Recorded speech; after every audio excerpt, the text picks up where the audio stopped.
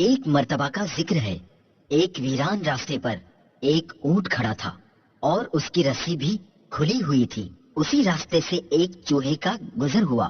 اس نے جب دیکھا کہ ایک اونٹ کھڑا ہے اور اس کے گلے میں رسی ہے اور وہ کہیں بندھی ہوئی بھی نہیں، نہ جانے چوہے کو کیا سوجی۔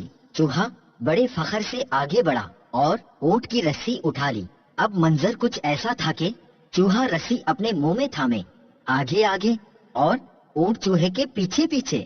چوہے کی چال ڈھال میں بڑا تکبر تھا۔ چوہا دل ہی دل میں اپنے اس کارنامے پر بہت خوش تھا کہ اتنے لمبے اور بڑے جانور کو میں اپنے پیچھے پیچھے گھما رہا ہوں۔ دیکھا، اتنے لمبے اور بڑے جانور کو میں اپنے پیچھے پیچھے گھما رہا ہوں۔ اونٹ سمجھ گیا، چھوٹے سے جانور، تو کس قدر خوش فہمی کا شکار ہے، بس تھوڑی دیر صبر تو کر۔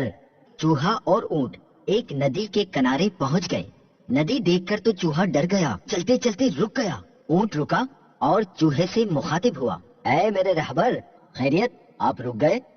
پیارے مدنی منو، پتا ہے پھر کیا ہوا؟ چوہا جو پہلے تو بہت تکبر و فخر سے چل رہا تھا، اب ندی کے بہتے پانی اور گہرائی کو دیکھ کر تو اس کی حالت ہی غیر ہو گئی۔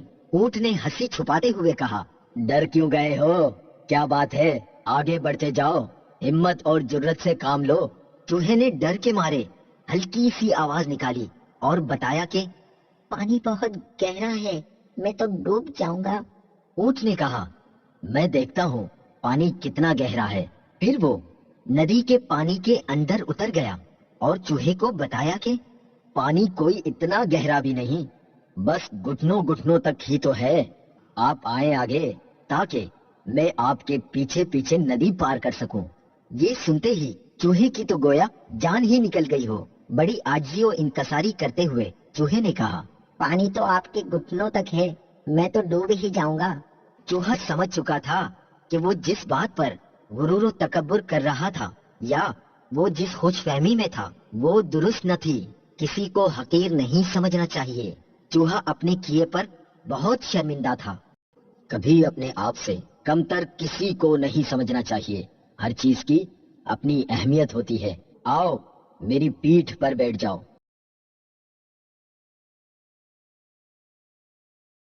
چوہے کی یہ حالت دیکھ کر اونٹ نے چوہے کو اپنی کوہان پر بٹھا لیا اور ندی پار کرا دی۔ پیارے مدنی منو، دیکھا، جو دوسروں کو حقیر سمجھتے ہیں انہیں شرمندگی کا سامنا کرنا پڑتا ہے۔ ہمیں چاہیے کہ ہم کسی کو حقیر نہ جانیں۔